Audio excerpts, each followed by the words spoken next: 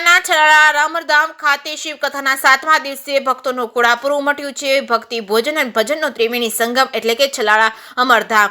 ત્યારે પ્રસિદ્ધ શિવકથાકાર મુકેશ ગિરી બાપુ દ્વારા જણાવ્યું હતું કે શિવલિંગના દર્શનથી અસાધ્ય રોગ મટે છે. વધુમાં જણાવ્યું હતું કે આપણા દેશમાં અનેક શિવાલયો છે જેના માત્ર દર્શનથી જ બધી મનોકામના પૂર્ણ થાય છે. પ્રદોષ કાળમાં ભગવાન શિવની પૂજાનું વિશેષ મહત્વ હોય છે. પ્રદોષ વ્રતના દિવસે ભક્તો ભગવાન શિવ અને માતા પાર્વતીની પૂજા કરે છે. પ્રદોષ વ્રતની અસર લગ્ન જીવનના સૌભાગ્ય અને સુખ, શાંતિ અને સમૃદ્ધિ વધે છે અને મનુષ્યનું કલ્યાણ કરે છે. શિવ તાંડવ તેમજ શિવ ચાલીસાનો પાઠનું વિશેષ મહત્વ દર્શાવવામાં આવ્યું છે. જે કે સિંહ ગુજરાતી સાથે ભરતસિંહ પરમાર, સુંદરનગર. સીતારામ. મારું નામ મહેતા પ્રતિક નીરજ કુમાર છે. ગામ મારું છલાડા છે. આપ લોકો જોઈ શકો છો કે અમરધામ આશ્રમ છલાડાને આંગણે ભવ્યાતિ ભવ્ય શિવકથાનું આયોજન કરેલું છે. પરમ પૂજ્ય બ્રહ્મનિષ્ઠ સદગુરુ શ્રી હરિસંઘ સાહેબની આ 12મી તિથિ અંતર્ગત આ શિવકથાનું આયોજન કરેલું છે.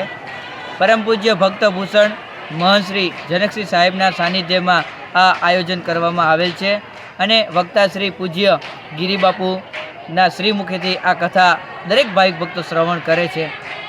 ત્યારે આજરોજ કથાનો 6ઠ્ઠો દિવસ છે. હજી સુધીમાં ખૂબ ભાવિક ભક્તો અહીંયા પધાર્યા છે અને જે ડોમની મંડપની જે સાઇઝ હતી, જે માપ હતું, એને 2 વખત વધારવામાં આવ્યું છે.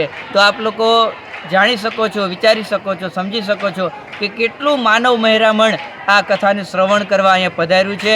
અને ખાસ જનકસિંહ સાહેબનો એક ઉપદેશ છે, એક આદેશ છે કે આ જગ્યામાં અમરધામ આશ્રમને આંગણે ભજન અને ભોજન થવું જોઈએ.